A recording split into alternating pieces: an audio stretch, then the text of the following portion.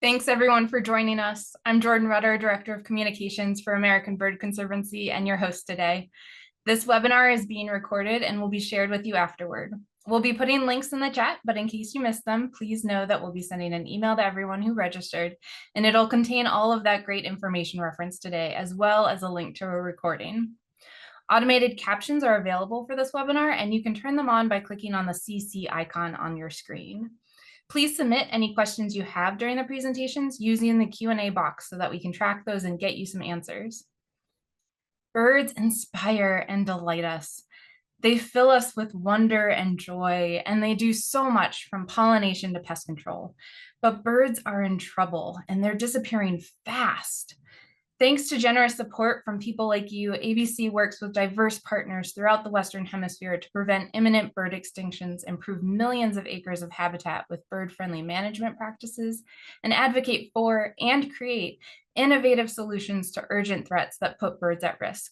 And together we're achieving results. Over the past 30 years, ABC has conserved 3,000 bird species and 10 million of acres for habitat for birds across the Americas.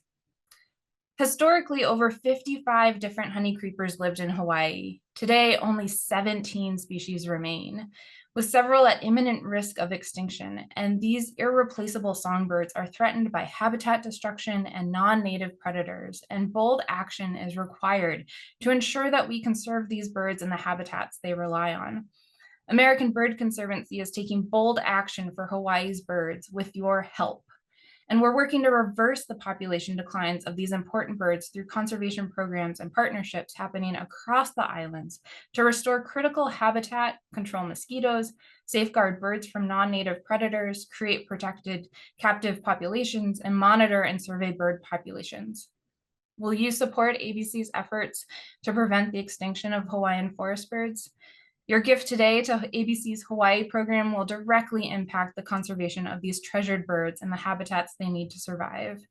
Please visit abcbirds.org/HIBirds, or you can scan the code on your screen with your phone. Thank you so much for caring about birds, and a special thank you to all of the ABC members and donors in the audience right now. You're making a difference for birds like Hawaiian honeycreepers every single day.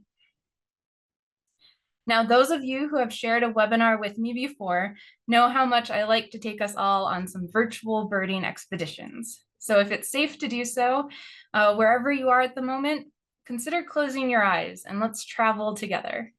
Okay, are you with me? We're deep in a forest, surrounded by deep greens and browns, punctuated by brilliant pops of color. Take a deep breath in, and the air is fragrant with the smell of lush vegetation, of vibrant flowers and ripe fruits. And thanks to that abundance, bird calls float through the air as they feed and fly and care for their young. And as it turns out, these birds are unlike any other on the planet because we found ourselves in a very special place, unlike any other place on the globe. Welcome to the bird extinction capital of the world. Welcome to Hawaii. Okay, open your eyes so that you can look at this picture of an incredible species. We all know Hawaii is a wonderful wonderland of natural beauty, but when you look closer, you'll discover that no place on Earth is home to more bird species under the threat of extinction. 25 of Hawaii's remaining 36 endemic birds are listed under the Endangered Species Act. 3 of these have not been seen for decades and are likely extinct. For honeycreepers specifically, we're down to just 17 species currently from the 55 that once flew among the islands. Remaining birds such as the akikiki, aiwi, and kiwikiu face multiple threats ranging from loss of their feeding and nesting areas to direct predation by non-native species. Many of these birds are highly susceptible to non-native diseases, such as avian malaria, carried and spread by mosquitoes, a species introduced to the archipelago by humans. And the ecosystems of Hawaii are changing, and Hawaiian birds are in trouble. But there is hope. There is hope. And that's why we're here today. Joining me right now are 3 ABC experts from our Hawai'i program who will just share some of the innovative, dynamic, and successful conservation efforts that are making a difference for Hawaiian forest birds right now. I am so excited for you to meet them and for us to all celebrate the wonder of Hawaiian birds together. Let me introduce you. First up, we have Dr. Chris Farmer, who is Hawai'i Program Director for ABC. He has worked in avian ecology for over 35 years and conservation for Hawaiian birds for over 20 years. His projects have involved Hawaiian forest bird ecology and behavior, translocations, impacts of exotic predators, rodents, and ungulates, and forest regeneration and growth. He also guides activities involving mosquito control and biotechnology techniques to solve the avian disease mosquito crisis. Adam Knox is ABC's Aerial Deployment of Mosquitoes Project Manager, and Adam has been active in conservation projects related to invasive species early detection and control since 2008. Adam has worked on multiple aerial deployment projects related to invasive species control in Hawaii, and his technical expertise related to aircraft use led him to join ABC as part of the Birds Not Mosquitoes team. He earned an MESM from the Bren School of Environmental Science and Management at the University of California, Santa Barbara. Ben Catcho is the Birds Not Mosquitoes communication specialist, and he was born and raised in Hilo, Hawaii, and Waiakea is his home. He has extensive experience teaching students on Hawaii Island focused on ecology and native birds. Ben is grounded in Hawaiian culture and practices, and in his role, he manages the social media and outreach for the Birds Not Mosquitoes project. He is fluent in Hawaiian language and plays a vital role with building Palina connections with native Hawaiian speaking communities. Last but not least, we also have Emma Shelley of the Hawaii team joining us in the chat to help answer all of your questions. So remember to use that Q&A box, and remember that we are recording this and the recording will be sent to all registrants. So with that, I'm going to turn it over to Chris to kick things off and give us some background on Hawaiian forest birds and the project. Welcome, Chris. Well, hello, Jordan, and aloha to all of our friends around the world. I really appreciate everyone joining us today. Let me get my screen set up. And Jordan, everyone should be seeing the title slide. You're set. Take it away. Excellent. Well, Jordan gave a great introduction to what we're going to talk about today. So I'll give a brief introduction, and then we'll dive into some of the specifics with Adam and Ben. So most people, if they've been to Hawaii, have gone to the beaches, are more familiar with kind of the more touristy parts of the islands. But we are some of the most isolated islands in the world. And this is a picture of the 8 main islands. And you can see that there's separation and a little bit of the geology. The islands have been around for millions of years, and there's a lot of different weathering and time, different elevations, different rainfall patterns. And what this all means is there is an incredible amount of ecosystem and biological diversity in very small areas. We're one of the richest areas in the world. And there are a lot of bird species found nowhere else on Earth. And some of these birds are foundations of the Hawaiian culture. Don't know if anyone's had a chance to see the recent Apple Series Chief Award, but they show a lot of the feather work and the importance of that to Hawaiian culture. And so the birds that we have here, here's a brief snapshot of some of the honeycreepers. And starting from the top left with the kikiki and the KKA, those are both found only on Hawaii, both found only on Kauai Island. They are both incredibly rare and endangered. A kikiki was declared extinct in the wild in 2024. ABC and our partners were instrumental in getting a field team stood up and a captive population, so it's not extinct, but it is definitely in trouble. The KKA has 100 or less remaining in the wild on Kauai. The next two over, the kiwikiu and akoikoi, are found only on the island of Maui. The kiwikiu has less than 150, probably much less. They're hard to track and hard to find in these rainforests. And akoikoi has about 1,700. Jumping down to the bottom row is Akiapo'olau, Alavi, and Hawaii Kepa. And the Akiapo'olau has about 1,900. The others are doing a little bit better. The Alavi has about 9,300 and Akepa about 16,000. All found only on Hawaii Island, where we have a lot more forests and the mountains are a little bit higher, so they're a little bit more protected. The last one I want to show is the I'iwi. This is the iconic Hawaiian forest bird, the iconic Hawaiian songbird. Has that big, long sickle bill. It's really emblematic of the Hawaiian conservation crisis. It used to be found statewide on all those main islands I showed on the previous slide, but has suffered incredible range loss. It's now not found on Oahu. It's incredibly difficult to be found on Kauai. And it is retracting up mountains. It is, you hear the phrase a lot, a canary in a coal mine. The I'iwi is what the forest birds are suffering under climate change. It is showing us the pattern, and it's an urgent cry for help.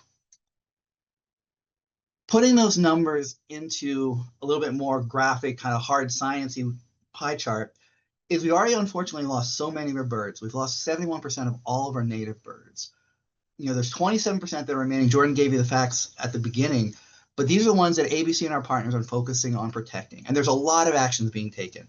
We're doing habitat protection and restoration, protecting them from all the non-native mammals. Hawaii had no land mammals, no cats, rats, mongooses, sheep, goats, pigs, any of the mammals people on the mainland think about were not found here. So the birds were the dominant animal on the landscape.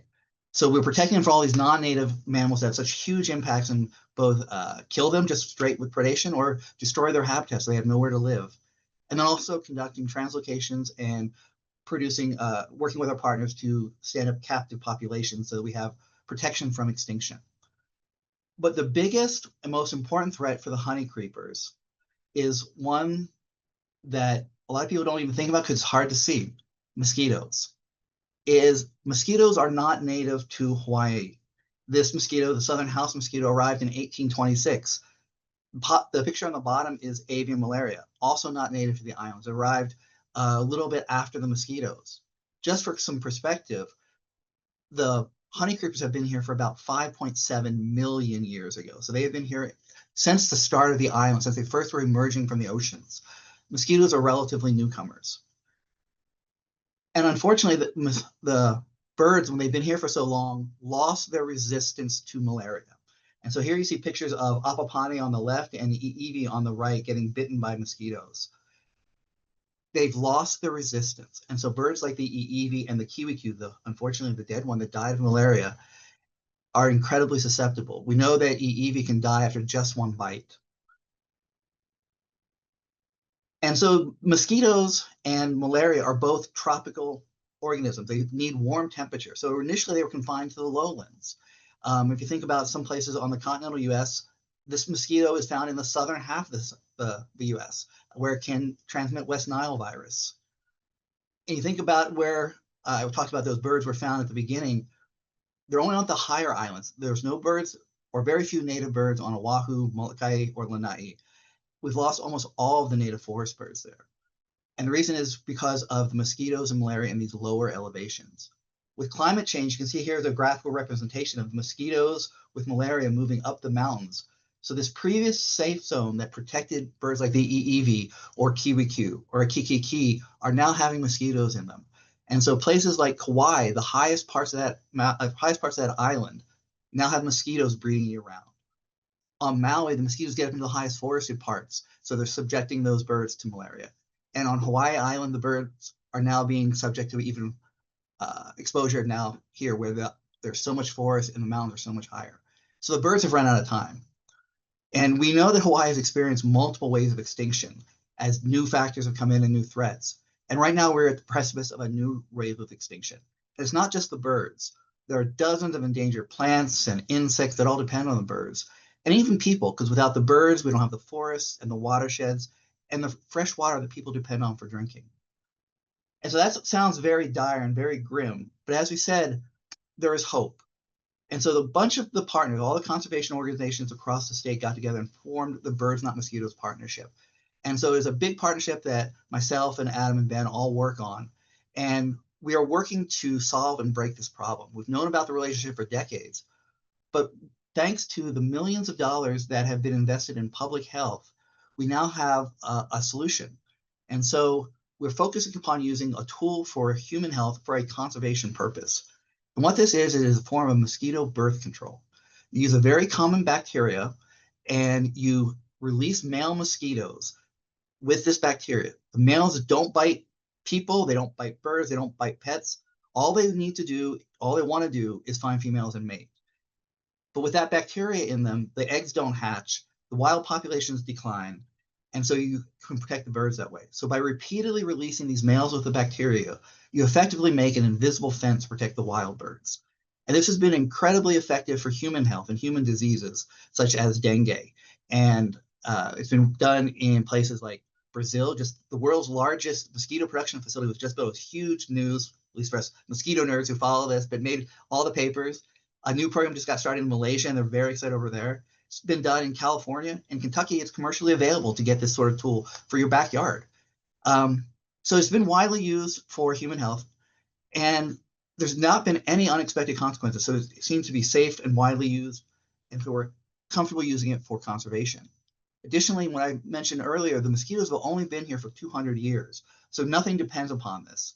There are no food web consequences. Nothing focuses on them for predation. Nothing is pollinated by them. So they are not connected with the ecosystem. They've had catastrophic effects at the ecological scale, but at the evolutionary scale, nothing has come to depend upon them. And both the mosquito and the bacteria that we're releasing are found widely in Hawaii.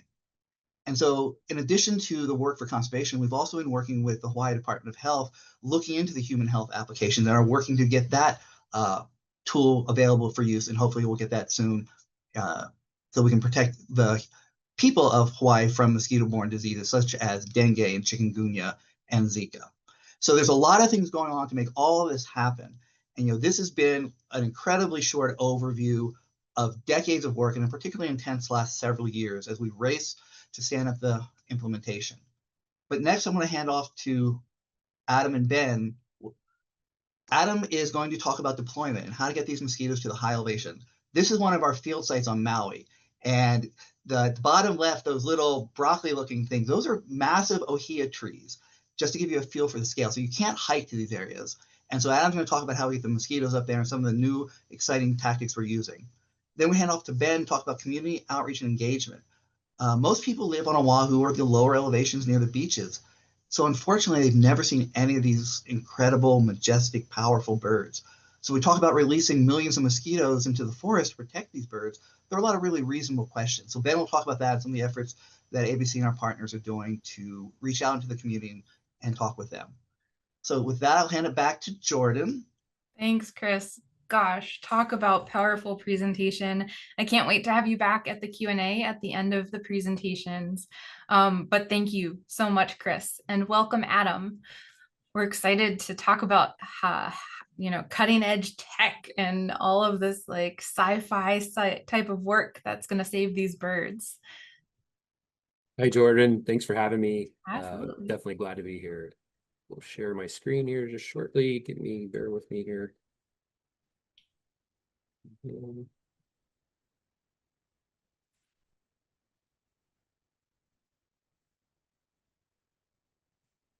Okay.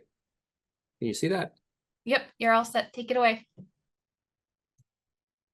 All right. So thanks for joining us today. I am really excited to talk about what we've been working on here.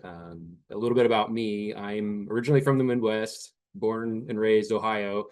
I spent much of my career working on ecology projects throughout the Pacific Islands, and I've always just been really captivated by wildlife and the natural world in general. My mom, ever the Oracle, I think she's on this call, said she knew by the time I was 4 years old that I'd be doing work like this someday. So here I am. And having said that, I'm actually probably the absolute least knowledgeable at ABC when it comes to birds. And that's less of an indictment of me, but just more of a nod to my amazing colleagues here at ABC, from which I'm learning new and interesting things about birds every day. And where I make up for my lack of bird knowledge is with my expertise in aviation operations, which I'm excited to share with you today. And luckily, the Birds Not Mosquitoes project and myself were able to find each other. I had already had a long history of playing with flying RC toys and geeking out on aviation in general. So when I found out they wanted to use drones and helicopters, it was a match made in heaven. And going from this to this has been awesome. I've been able to effectively turn a hobby into a career staple to help endangered species, which really is just a dream come true. But how do we get 500,000 of these tiny, delicate insects out into the forest each week? Well, it starts with them being protected throughout the transport process. That protection comes in the form of a biodegradable paper pod that provides the perfect refugia for these mosquitoes. Each of these pods can hold about 1,000 mosquitoes, and they basically stay in them from the time they're packed at the rearing facility until they land in the forest. And when they arrive to us, we unpack all these pods from their climate-controlled boxes and organize them in a pattern like what you see in the photo there. We then take the special box that you saw in the previous photo, we mount it to the rear floorboard of a Hughes 500 helicopter, and then we fly up to the forest where the birds live. And it's a relatively simple process once we're in the air. The pods are taken from that box and dropped one at a time by a flight crew member through the clear mounted tube that you see mounted at the side of that aircraft. And we do that when cued to do so by the data collection specialist who would sit in the front seat next to the pilot. And you can see the pod falling there in the freeze frame. And so these pods have a special plastic cap with an integrated sugar feeding source. These mosquitoes, the males, they feed on sugar, not blood, as Chris mentioned. This cap keeps them contained and healthy throughout the logistics process. And each cap is barcoded so that the pods can be monitored throughout the logistics process and eventually assigned a deployed or not deployed data point. But we do have to retain this cap before releasing the pod. And during the helicopter operation, we remove and store the caps in a special bag mounted to the aircraft bulkhead. And just a forewarning, I'm going to show you some videos. They may be a little choppy depending on bandwidth. So if you can't see them well at this point while I'm playing them, then you should be able to see them in great detail once the webinar is made available online. Okay, so we follow a predetermined grid of drop points as a guide and collect a GPS point where every pod is, or all the pod is, mosquitoes ride into the pods and we collect a GPS point for all the pods that are dropped into the forest. And we're to the point now where this is like a really smooth process from start to finish. And this is just both in part due to the fantastic support by our partners in the early phases of getting this started, as well as the skilled deployment teams who fly in and out on these missions twice per week, every week. And we've now been doing this consistently since November 2023 on Maui and since February of this year on Kauai. And I believe we released probably close to 60 million mosquitoes or more so far. So the next challenge was to figure out how to do this by drone, right? So we decided to test 3 different aircraft. These are fairly sophisticated drones that are not widely available in consumer markets. And we worked with the companies directly on custom configurations for our use case. Our initial goals were pretty basic. The drones just needed to be able to follow the terrain and not crash in autopilot mode, fly to all the extents of the site where we needed to deploy the mosquitoes. And as a grand finale, we needed to be able to actually demonstrate that the mosquito pods could be mechanically released by the drones. So for starters, well, actually, I'll just show you a scale photo here. These are fairly large drones. They have a span of nearly 8 feet from the opposing ends of the opposite blade tips. So they are pretty big aircraft. And they are, while they're very impressive and well-built electronics, they still are just that. And so, they are prone to the same vulnerabilities as your cell phone or tablet, where they can get wet and take some abuse, but only to an extent. So I needed to make sure that they work in the cloud forest environment where mosquito suppression is needed to help the birds. And in these places, the weather there can go from this to this in a matter of minutes. And having spent quite a bit of time in this area doing other projects in past years, I knew we were in for a challenge. So I had to begin configuring the aircraft for testing and ensure everything was working well on the ground before getting in the air and actually starting to test these aircraft up in the forest. In the beginning, we just started to try to get used to launching and landing these big drones from the tight spaces available in the forest. And this is a irrigation flume catwalk that extends through the forest. It's about 4 feet across in width. And the landing gear of the drones, they take up almost all of that width. So precision piloting is definitely required during the manual takeoff and landing phases of flight.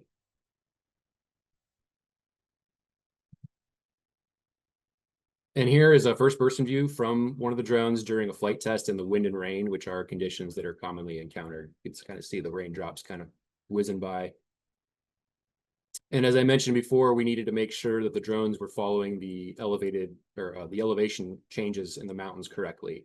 And this is really important to prevent a crash in the mountains during automated flight. And I can kind of double check this during the flight by looking at a live camera feed to make sure that the ground isn't like coming up at me really quickly.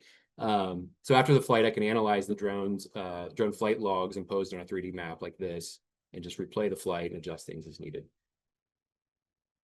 And this is what I see as my control interface as the pilot flying the drone. And I switch to only looking at this console once the drone is way too far away for me to see with the naked eye. And at the front of my mind is just the need to make sure that these drones could go out to the end of the site and come back to land without getting into a low or no power situation. So during testing at one of our primary sites, we incorporated the exact same mosquito release points used for helicopter missions to create an automated waypoint mission for the drone to follow, because ultimately that's what we wanted it to do. So at this point, I had established that these drones could sustain repeated flights in this environment and go to where we needed them in at least one of our deployment sites. So the ultimate test was to actually try dropping the mosquitoes from the drone.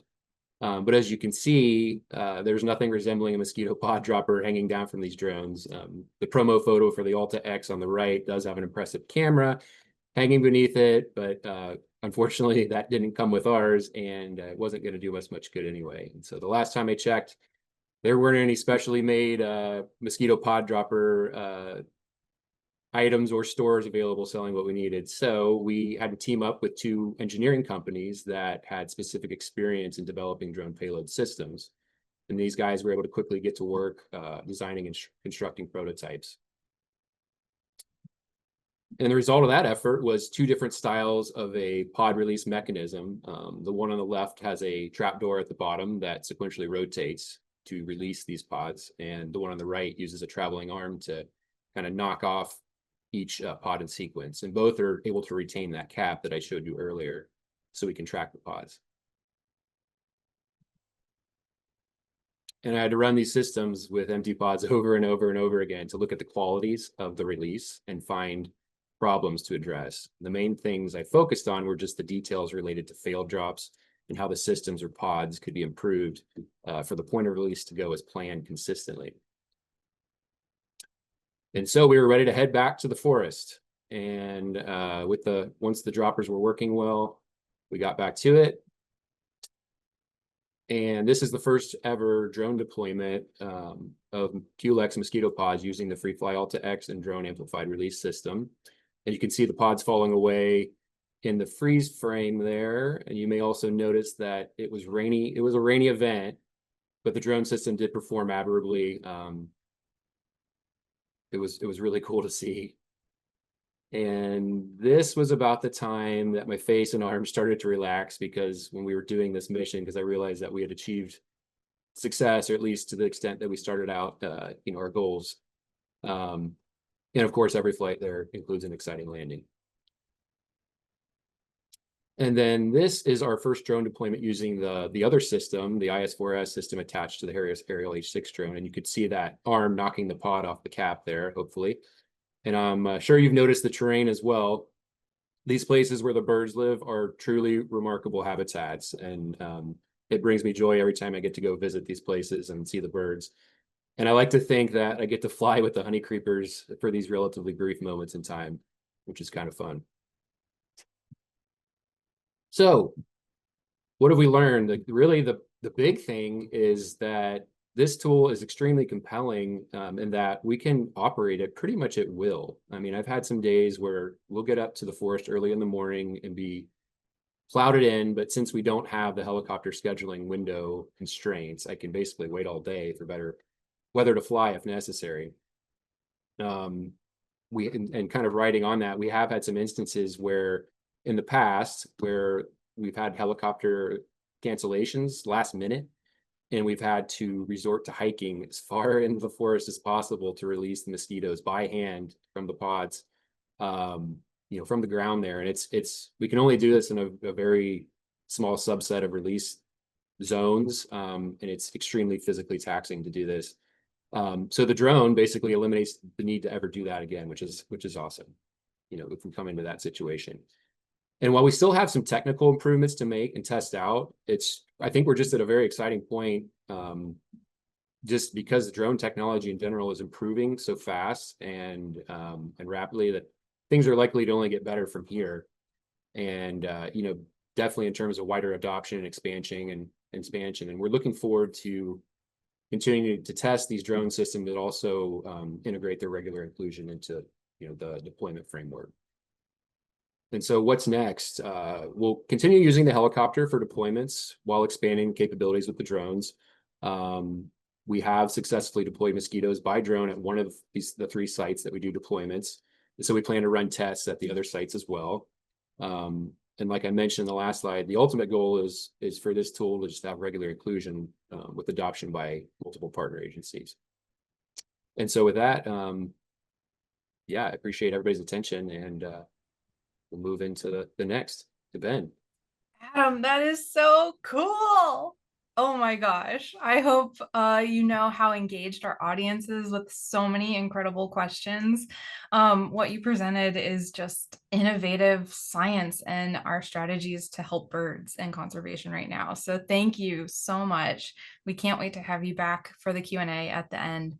But we're gonna now transition to Ben and take a totally different approach to talk about the people aspect. And I can't wait for you all to hear Ben's presentation. Here, meaning literally. So Ben, do you want to get on screen and share your screen?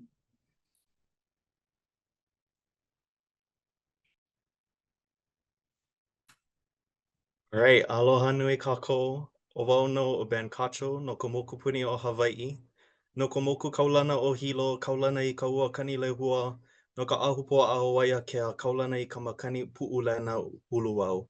My name is Ben Catcho. I am from the island of Hawaii, from the district of Hilo, in the land division of Waiakea, known for the Kanilehua rains and the Uluau Pu'ulena winds. I'm your communications and outreach specialist. It is such an honor to be here today to share a little bit about what my kuleana, my responsibilities are, and take you on a journey. That is the main goal, is create mo'olelo, which I'll explain and share more about with you. In Hawaii, stories are not just for entertainment, they are frameworks of knowledge. This structure is how our kupuna passed on ike, values, and connections to aina, to land. It is also the foundation of my work with Making Mo'olelo, which carries forward ancestral methods of storytelling to address modern challenges. Through my work with American Bird Conservancy, I align with their mission to conserve native birds in their habitats throughout the Americas. Here in Hawaii, that mission meets our very own pilina, our kinship with our manu.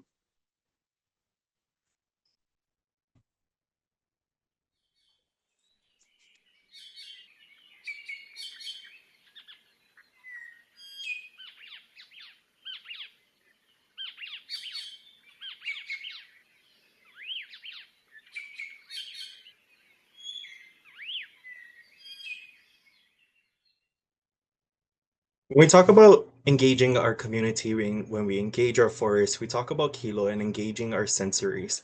So that was just a nice little bit of Hakalau Forest here on Hawaii Island as the morning started to come about, the morning chorus, as you would say.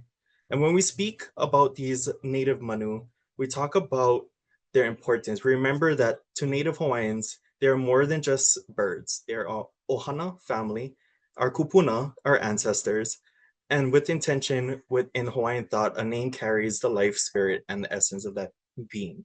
So join me as I continue to talk more about our manu and their names, or mo'olelo. Mo'olelo is to remember. The practice of making mo'olelo begins with being present, living fully, listening intently, and observing with humility. It is through the aina, the people, and the moments that the story takes form, long before the words are ever spoken. Every Inoa name bestowed holds kuleana responsibility. It calls us to honor and protect that life, so whether or not we grew up knowing these birds personally or their names connect with us. I'd like to take a moment to bring life to these names together. I'll say these names of some of Hawaii's honeycreepers slowly, breaking them down for pronunciation. While you remain on mute, please echo them in your own space. Even if you're unfamiliar by speaking their names, you carry their names with you. Starting at the very top, the easiest way to pronounce our Inoa is E-E-V. E-E-V. That would be your scarlet honeycreeper right over here, the most renowned of our honeycreepers. Then you come down to the other red, which is A-Pa-Pa-Ne. a, pa, pa, ne. And the way I'm breaking it down is through the Hawaiian phonetical sounding. So the hakalama is our Hawaiian alphabets, and so I'm breaking it down to in our own language, in Hawaiian language, to be a simplified version. And kind of similar to how I teach Olelo Hawaii Hawaiian language here in Hawaii is when we teach Olelo, you always start with the basics and by using the phonetical sounds. The next bird we have here on Hawaii Island is a-la-vi. A-la-vi.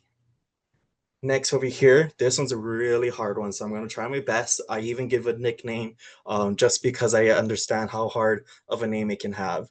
So this one is called the Akiopola'au, which is said a ki a po la au. A ki a po la a u. Typically, I clap everything. I like to move my head as well. So if you see me moving my head in a motion, that's the beat. That's the rhythm I'm going with pronunciating. If you want to keep it simple, the nickname for Akiapola'au that I usually go to, and for many others, is Aki.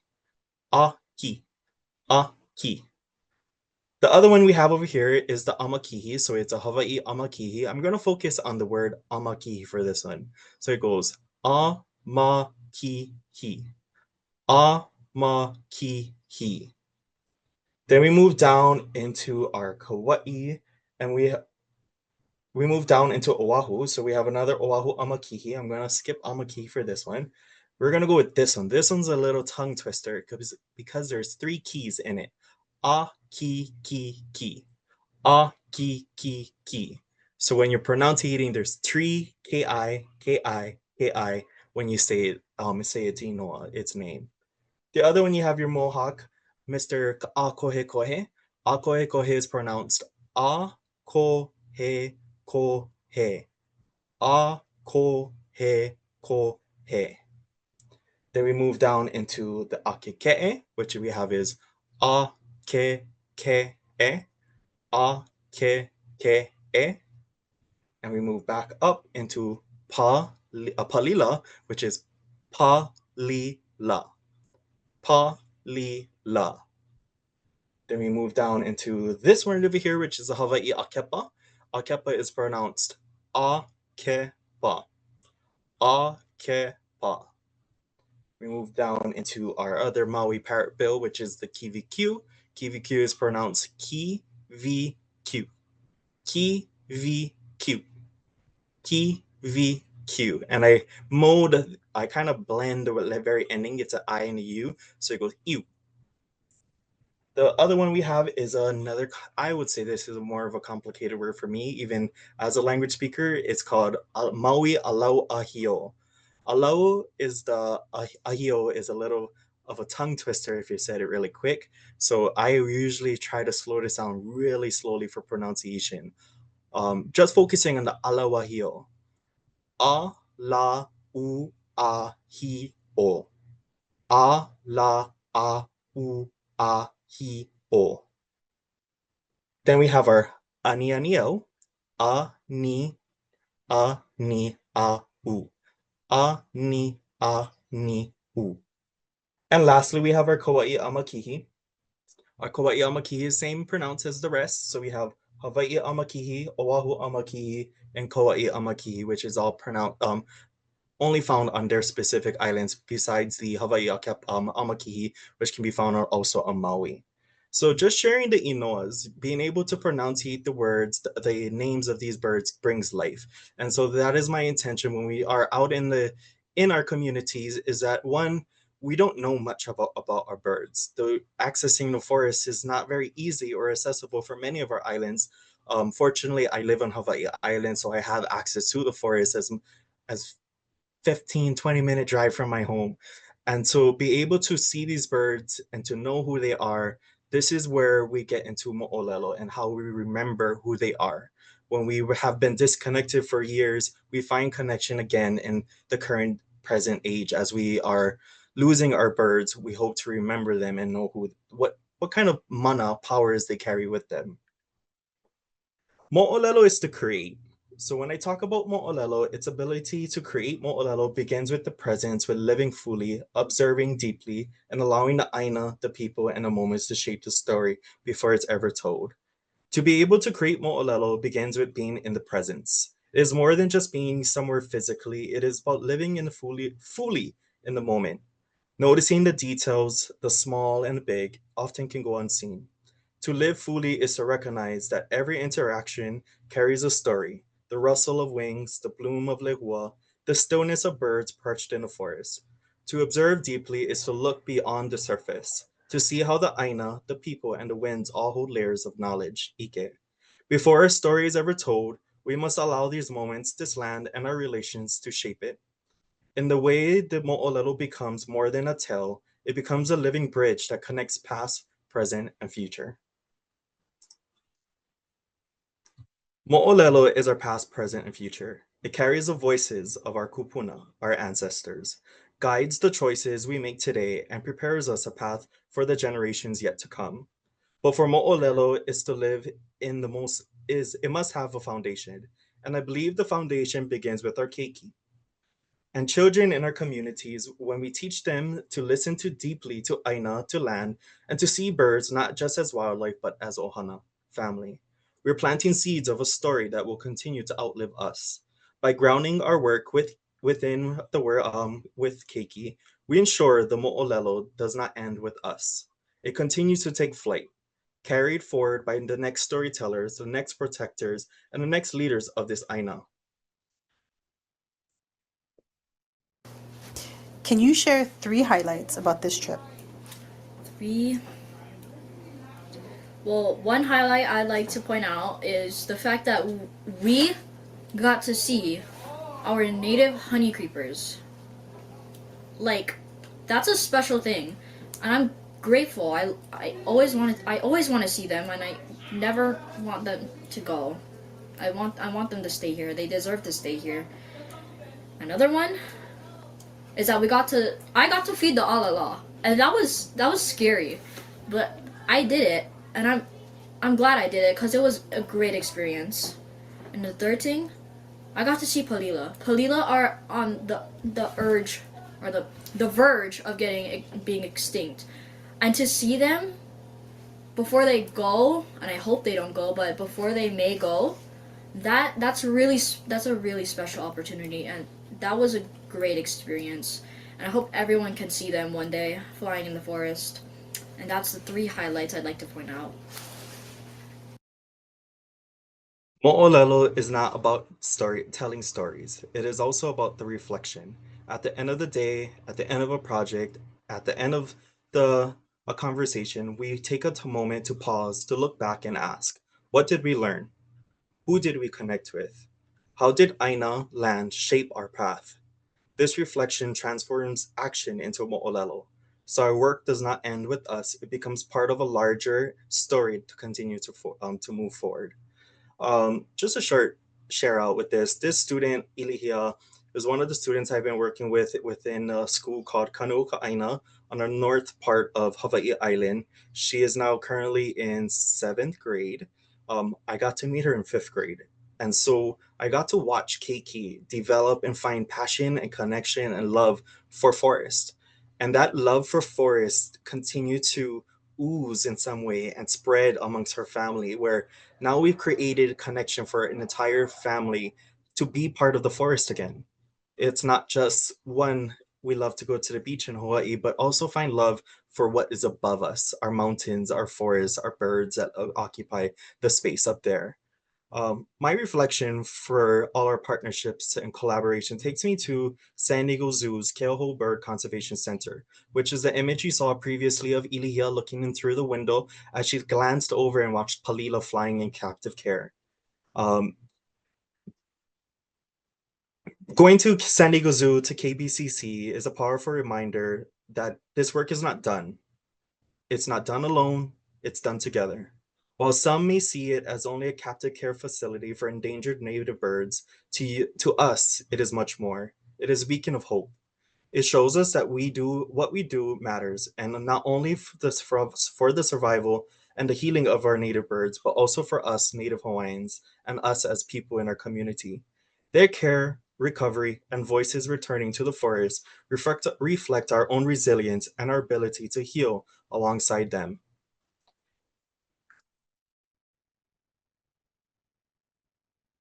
These keiki, these children, are my why. When I see them in the forest, listening, learning, and exploring, I reimagine what our ancestors would have wanted for us. A future where our children walk in healthy forests surrounded by the songs of our native birds, carrying forward the kuleana, the responsibility to Malama'aina to care for the land. Last year, I brought this group of keiki to Keauhou Bird Conservation Center. We were told about the kupuna, an ancestor or an elder named which was a palila bird named Unks, who would be euthanized the next day because he was ready to journey and fly into his next vow, his next stage of life. It was during this visit that Na'au, our feelings led us to enter Unk's room. And all of us, even the makua, the parents, the adults, and the keiki, the children, felt a maha, which is a word for weight, a weight of presence and being in the presence of Unks, the palila. Tears fell not from fear, but from deep gratitude. And then from one student, just a fourth grader at this time, looked at Unks in his little hale, his home, and shared this little mana'o that I'll share with us. Mahalo for letting us visit you. I understand, Unks, that you could have been out there in a habitat with your ohana, your family, but you allowed us, the scientists, our community, to learn how to save your species. I'm trying to not cry. I think that is always the constant reminder when our kids, our next generation, are seeing the value and making the connection. That's where we continue to fight and find hope. Even when we are faced with extinction, we are constantly finding the push to keep us moving forward. I'm gonna. Everybody say hey, hey, say hey, hey, let me say whoo, whoo, whoo. Mike, cat, aloha. Here's a quick Malay rap to show ya why we take care of the Hawaii, the Hawaiian birds and Hawaiian trees. Let's go, let's get ready to fly, take a flight. The let's play, share some light, gonna be alright. Found up a Mauna Kea, red Hawaiian vision of a keeper air, endangered critically. Palila, Manu OED, check the ID. This is what you see. Yellow head, yellow breast, and white belly. Green colored tails and the greenish tail. Black with gray colored parts as well. See them up high on my morning tree. Trying to stay safe like eggs and feet. But the trees and the birds take so much crap from all sheep, goats, feral cats, and rats. It doesn't have to be like that. Yo, plant my mama trees, bring the forest back. Yo, plant my mama trees, bring the forest back. Everybody spread the word in unity. Say Palila, Manu Oivi. Say Palila, Manu Oivi. Ola ka Palila e. So sharing that is the Mamane girls performing the Palila rap song, a mele that was composed 2 years ago and continues to carry this powerful message of saving and conserving the Palila bird. When I shared about Unks, the little fourth grader, the girl right here in the middle is that girl. She is continuing to find hope and find ways to spread the message of conservation and finding protection for native bird species that she and her family connects with. This is the vision behind Makavalu Manu. It is more than a curriculum, it is an initiative to nurture the next generation of storytellers, scientists, and protectors. At the American Bird Conservancy, we recognize that conservation is not only about protecting species and habitats, but also planting seeds of knowledge and hope within our community. This is why we're asking for your help, your support for Makavalu Manu, our outreach and community engagement is all helping us bring together education within classrooms, our community homes, and also to our families and next generations. It allows us to create resources for teachers and to ensure that our keiki have the tools and the inspiration to carry this work forward. Together, we can give them the forests and stories they deserve. Mahalo nui for joining us today. You gave me goosebumps, Ben. That was absolutely incredible. And I am so grateful for the emotion and the stories that you are sharing with our audience. Thank you. Thank you. We now are in our Q&A portion though. So Chris and Adam, please join us for the last few minutes. Got 10 more minutes, babe, okay? You're doing a great job. We have kids on the line. How exciting is that? Not just in video, but also in the audience. That is wonderful. Before I get to some of the incredibly technical and specific questions, thank you, audience, again, for how engaged you are. I again just really want to highlight our Hawaii team.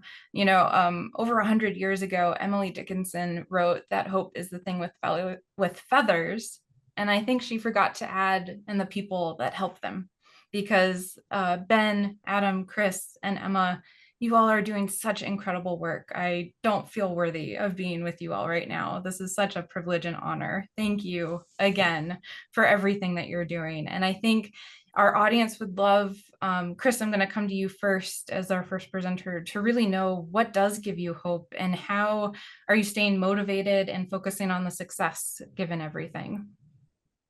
Sure. Thanks, Jordan. And yeah, just again, congratulations to Ben and Adam. Those talks were incredible. It's always great hearing what they were doing, just present like that. It gives me hope. But I think that would be the answer to the question is we've known about the problems with avian malaria and the losses to the Hawaiian birds for so long. It's kind of a factor that you're immersed in when you work here. And we've known for a long time that this was going to be a problem, and it was accelerating. But thanks to the mosquito birth control and all the advances in human health, we now have hope. Is that there wasn't a path forward for so long, and now to have a way forward, to know that every day that we get up, we can make a difference and save birds and save the Hawaiian Aina, the landscape, keep things intact and rebuild them. And that is incredibly powerful for me. And so that is one thing I would like people to take home is, you know, there's a lot of depressing numbers and sad stories from Hawaii, but we are the generation that has hope and can make a real difference. Thanks, Chris. Adam, I'd love your take on that question, but maybe you can also add in a few more details about your, well, day-to-day life. It maybe is too much, but specifically when you're in the helicopter or when you're in the drone, maybe you can walk us through kind of your schedule. You know, when you wake up, is it really early morning? And then how many mosquitoes are you dropping? And then how do you feel really excited? What keeps you going through those really long days, I'm sure?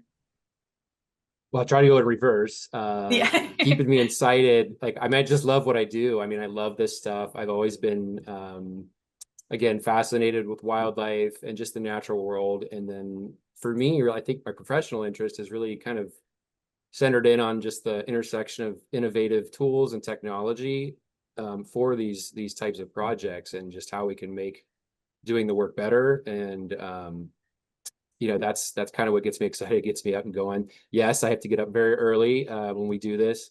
Typically, the best weather windows in Hawaii are very early morning. We get the trade winds. They usually pick up late morning and into the afternoon. So it's always better to go early morning. But yeah, it's a well orchestrated sort of process, if you will, where, you know, we're getting to either the helicopter hangar or, you know, our drone hangar, and getting the equipment ready, making sure, you know, we've run through checklists. I've got everything ready to go. We load the mosquitoes up, or in the case of the drone, we get all the equipment ready, and then we take it to where we need to go. And in this case, you know, it's the forest. And like I said, you know, hopefully people could see in the video, it's kind of it's a process that's almost it's second nature. You just know what to do. You know, everything is very well timed and orchestrated. It wasn't like that at the beginning. We had to learn how to do this, right? It was difficult, but you know, kudos to our teams that go out and do this all the time, because I mean, we're very good at doing it at this point. Yeah. So currently, how many pods a day, and then how many mosquitoes does that equal, are you going through? Like, are you dropping pods for hours and hours? Are you only doing like a set number every day? Folks want to know the numbers. So we get 500 a week on each island. 500 pods. 500 pods. And so that's 500,000 mosquitoes each week on each island. So it's 1 million mosquitoes a week in Hawaii. We release those at different intervals. So they may come in 2 different shipments throughout the week. We're not doing it all in one day, so we're splitting that up. And that's just for distribution purposes. We want to make sure that the mosquitoes are as evenly and well distributed on the landscape as possible to find the wild females out there, right? So that's kind of how we break it up. Trying to think if there's any other points on that I want to say, but I think that kind of hopefully answers it. Yeah, no, this is great.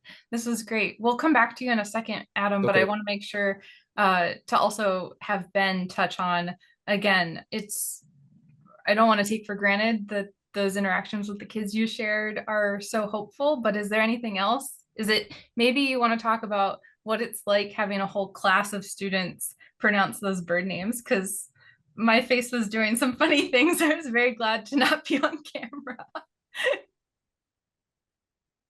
Yeah, I think whether it be a classroom filled with kids or out in our community doing outreach at a table, being able to share the Hawaiian language is always a honor.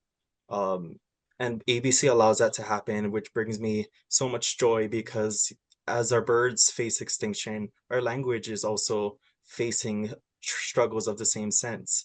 And to share the names and bring life to these birds through their names and the excitement people get when they finally get out into the forest and send me a picture on social media and tell me, oh my goodness, Ben, I just saw my first ever EEV. That just brings me so much life.